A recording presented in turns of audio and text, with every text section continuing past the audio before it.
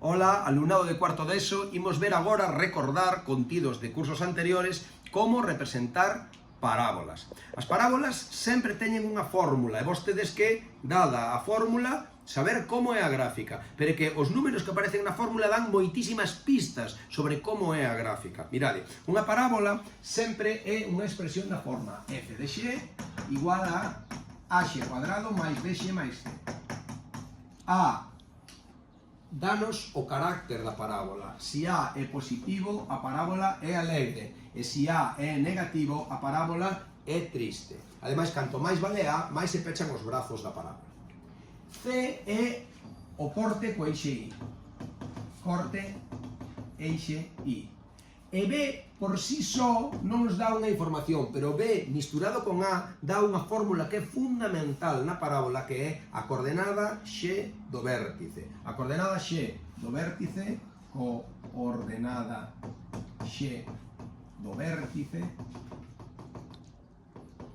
é menos B dividido entre 2A. Esta é a fórmula fundamental das parábolas, porque ese punto, o que ten de x menos B dividido entre 2A, vai ser o vértice da parábola. Se eu detecto o vértice, se a parábola é triste ou é alegre, xa teño moito marcado sobre a parábola.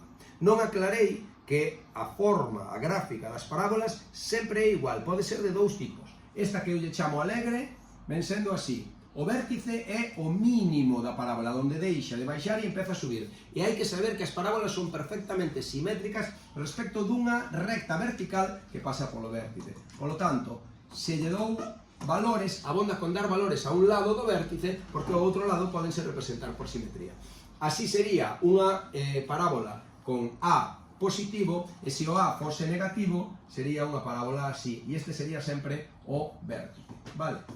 Este punto sería o vértice, que tamén marca onde está o eixe de simetría da parábola.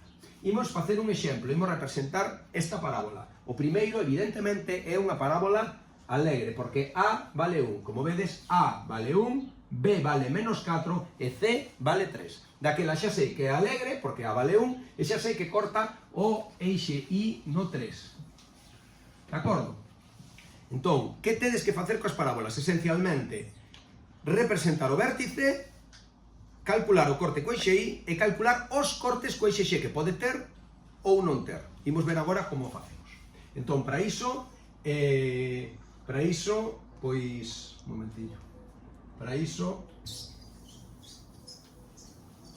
vou usar este espazo todo.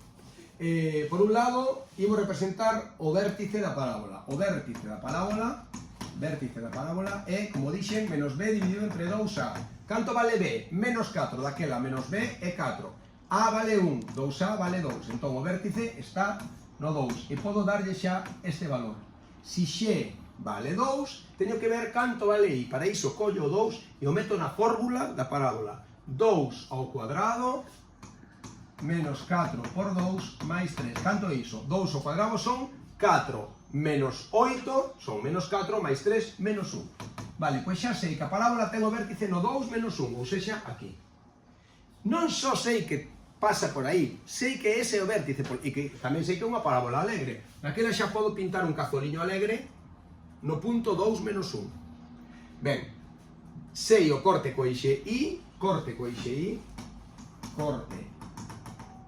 eixe I, que sería o punto 0, 3, sempre nos corte co eixe I, xe vale 0, e I vale 3 porque decíamos el I, de acordo? E imos calcular os cortes co eixe X. Os cortes co eixe X, a parábola corta os eixe X cando I vale 0. Entón o que fago é poñer no sitio de f de x un 0 e quedame unha ecuación de segundo grado. Sempre a fórmula da parábola igualada a 0. Sería, neste caso, x cuadrado menos 4x máis 3 igual a 0. E debería resolver esa ecuación de segundo grado, que sabedes perfectamente facelo coa formuliña das ecuacións de segundo grado. Menos b máis menos raíz cuadrada de b cuadrado menos 4ac partido por 2a. Quédame entonces 4 máis, fixaros que queda raíz cuadrada de 4, que son 2, vale? Dividido entre 2 é 4 menos 2 entre 2.